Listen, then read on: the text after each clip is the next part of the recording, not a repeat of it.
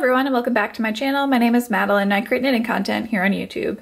In today's video, I'm going to be showing you how to make these knit beaded headbands. And there are two different size options and I'll insert pictures of each one. So this one is the more fitted option. And basically we just knit it so it's meant to lay flat on your head. And then this one is the bunched up version. And this one just gives a little bit more volume while you're wearing it. So the only difference between the two is the length that you're going to knit each section, and I'll be sure to mention where the lengths are different in the video. And so the different steps I'm going to take you through is first the cast on, and then knitting, and how long to knit for. I do knit mine using magic loop. Then I'm going to go through how I place my beads and the different intervals I use to place them so I get even spacing. Then I'm going to show you how I cast off, add in the elastic, and then seam the two sides together. Down in the description box below, you're going to find the full written version of the pattern. You're also going to find links to any of the materials I used in this video. And if you have any comments or questions, please feel free to leave them down below. Also, if you're new to my channel, don't forget to subscribe. Thanks for watching. Starting off with the yarn I used. So I used fingering weight yarn. Unfortunately, I don't have a yarn scale with me right now to tell you exact yardage, but I probably used about 75 yards for the bunched up version, and then about 50 yards for the laying flat version. And these are both fingering weight yarns by Brooklyn Tweed. Next up, I have my crochet hook that I used to place the beads. So this one's a number 6 or 1 millimeter. And again, you just want one with a really fine hook that you can place the beads on, but also grab the yarn with. Next up I have my beads. These ones I got off of Amazon. And these ones are a size 6 bead or an E bead. And they're just a really pretty, they're kind of like a silverish with a hint of gold. I thought they matched both yarns very nicely though. And if you do get one tube, you have plenty to make either 2 of the flat versions or 1 of the bunched up versions. And then for my knitting needles, I used a size US 3 knitting needle. And I do knit using magic loops. This one has about a 40-inch cord. Again, if you don't use magic loop, you would just want US 3 double-pointed needles. And then of course I have my pair of scissors. Now for the seaming and the inside of the headband, what I have first is I have my elastic. So this one is 3/8 inch wide. And I end up using about 13 inches of it total for my size. Depending on how tight or loose you'd like your headband, it'll just depend on that. And again, I'd recommend using 3/8 of an inch all the way up to a 1/2 inch. Then I have one sewing needle with some thread on it, and the color of the thread doesn't really matter because it'll just be used to sew the elastic closed, and it'll all be inside the headband. Then I have 2 safety pins, and these are helpful when threading the elastic through the headband. And then lastly, I just have one tapestry needle used for seaming the 2 sides of the headband together at the final step. So now let's get started. To start out, I'm going to cast on a total of 20 stitches to my size US 3 knitting needles. And again, I do use magic loop, so I'm just going to divide so there's 10 on each needle and then join in the round.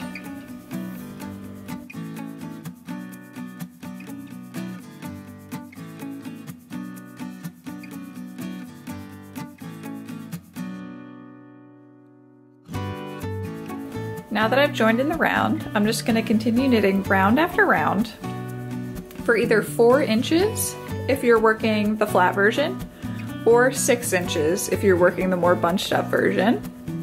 And then after that, we'll be ready to start placing our beads. So I'll come back and show you how I'm going to do that once I get there. And I'm going to be knitting the bunched up version, so I'm going to knit for a total of 6 inches from this cast on edge.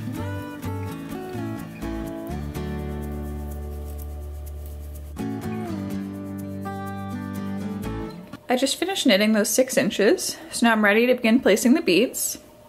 And just to show you on this headband first how I do it. So basically, I have this start off row where I place 1 bead at either side, and then I do together, spread apart, together, spread apart. And I just kind of kept on alternating that all the way across, and then I finished with that same 2 on either ends that I started with.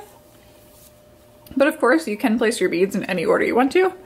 So down in the description box below in the pattern download, I'll just put how I placed each one of my beads. And basically how I do it is I place one bead row, and then I knit 5 rounds, and then I do another bead row. So that's how the spacing works for me.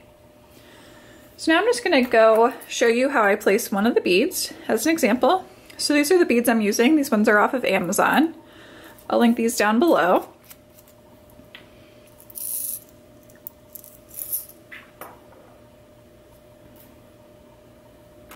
So now I'm going to go across and show you one of the bead rows. So when I'm placing my beads, I'm only placing them on one side of my work. So basically on this first round, I'm going to put 2 beads on either side of this front side and then just knit all the way across the back.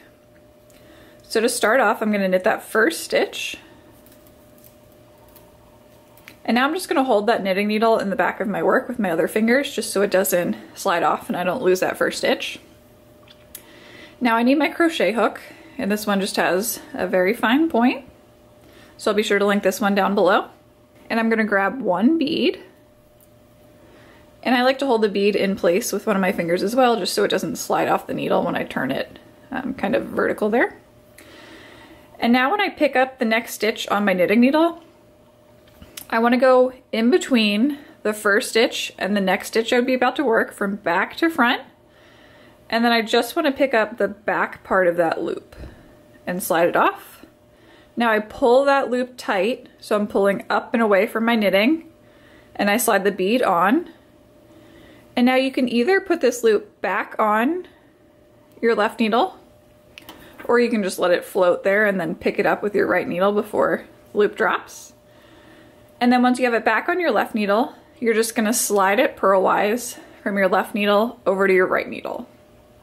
So we aren't knitting that stitch, we're only placing a bead on there. Now I'm going to continue working across until the next place I want to set a bead.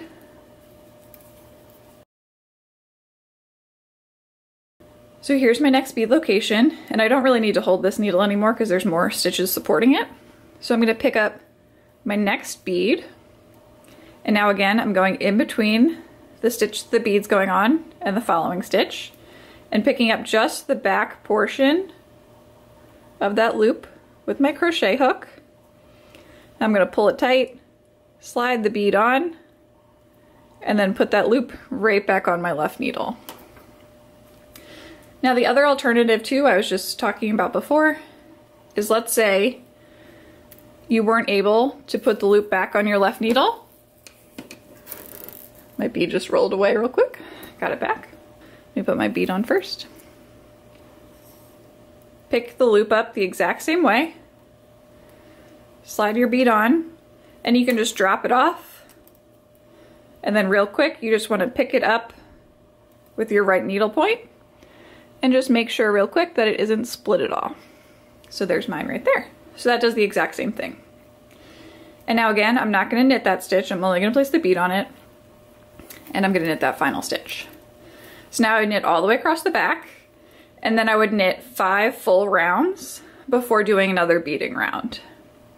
So on the next round, I would knit each one of those stitches with the beads.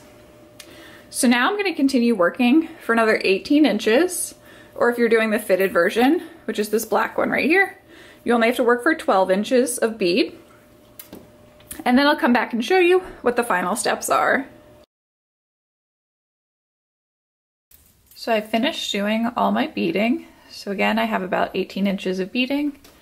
And then I tried to just finish with the same pattern that I started with over here. And then at the end, I knit the same distance that I had at the beginning, just a regular plain knitting without any beads. So now I'm going to be casting off. And for the cast off, I'm just going to use a plain cast off method. So I'm just going to knit one stitch, knit the second stitch, pass the previous stitch up, over, and off, and continue doing that all the way across the round. Then once I'm completed, I'm going to cut my yarn, and I do want to leave a fairly long tail just so that I can use it to seam these two sides together. So I'm going to leave around 1 foot to 1.5 foot worth of yarn left over at the end.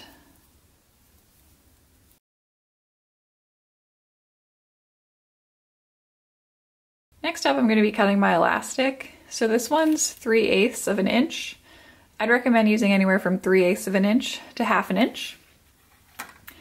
And what I did to figure out my measurement for the elastic was I just held the elastic around my head where a headband would go, and I just stretched it to whatever basically kind of like stiffness of the elastic I wanted to use. So for me, I found that 12 inches of unstretched elastic is the right size for me. So then to that, I'm just gonna add on about 3/4 of an inch to allow for the overlap in the sewing. So I'm gonna cut my elastic to that size.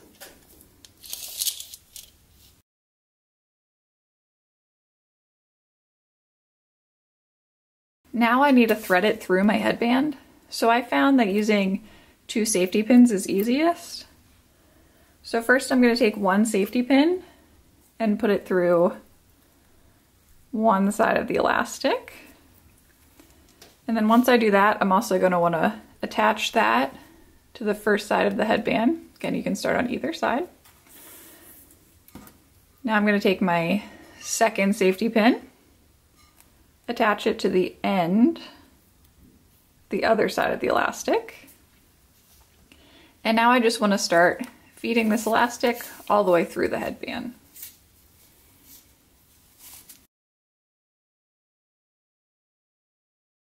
Now that I've completed going all the way through with the elastic, I'm just going to find both ends of my elastic again. And at this point I can unsafety pin it from the one side of my headband. Just take the safety pins off. Now I'm going to use my sewing needle and some thread, and here it really doesn't matter what color thread you use because this will be inside the headband. And I'm just going to overlap the 2 sides of the elastic. And now I want to sew those both on top of each other. And I like to make it so it's pretty secure, so I go back and forth quite a few times. So I just finished seaming the elastic together, and now I want to work on seaming these 2 sides together. But first I have to deal with the fact that I have 2 ends. So I'm going to take whichever one is shorter. So for me that's my cast on tail. And I'm just going to weave that into the inside and then cut it just so that that one's out of the way. And then I'll come back and I'll show you how I'm going to use my cast off tail to actually sew the 2 together. Next up I'm going to thread my tapestry needle with the tail I'm going to be using for seaming. And first for this step, I just want to go around the outside of the headband and make sure it's not twisted anywhere. So mine looks good. So now when I'm seaming these 2 sides together, there's going to be 2 separate stitches that I want to pick up. So first I'm going to want to pick up the topmost stitch on this bottom section, and then I want to pick up the matching bottommost stitch on this top section. So the first thing I actually like to do is I don't like this jump down that occurs when basically from the end of the cast off to the beginning of the cast off. So I'm just going to take my tapestry needle and go underneath the topmost portion over there just to close that up a little bit. And now I want to find the topmost the bottommost V shape in this top section. So up here you can see all these little V's that are different stitches. So I'm going to pick up the bottom one. Now I want to go down to the bottom section, and again you'll see the little V shapes down here. So I want to pick up the top part, go through both sides of the loop. Now I'm just going to move over one. So I'm going to pick up the next bottommost V on the top part, and then pick up the next topmost one down here.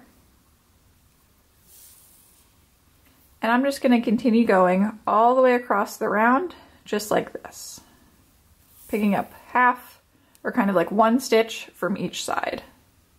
Now that I've gotten back to the beginning of the round for seaming these 2 sides together, all I've done here is I tied a knot and then I weaved in my yarn for a couple stitches. And now what I like to do to make sure that the tail doesn't eventually pop out again is I just take my tapestry needle and put it underneath the first layer of the knitting, and then I just go up for a couple inches and bring it out again. Now I'll cut my yarn up there. And basically now it's just like that yarn is somewhere inside the headband. So yes, that's my finished headband for the bunched up version. And just for comparison, here's the less bunched version. It's a little harder to see because it is black yarn. But yeah, just creates a lot more bunches, so then you get a little bit more volume on when you wear it on your head. I hope you enjoyed this tutorial. If you have any comments or questions, please feel free to leave them down below. Also linked down below, you're gonna find all the materials I used to make this project. And if you're new to my channel, don't forget to subscribe. Thanks for watching.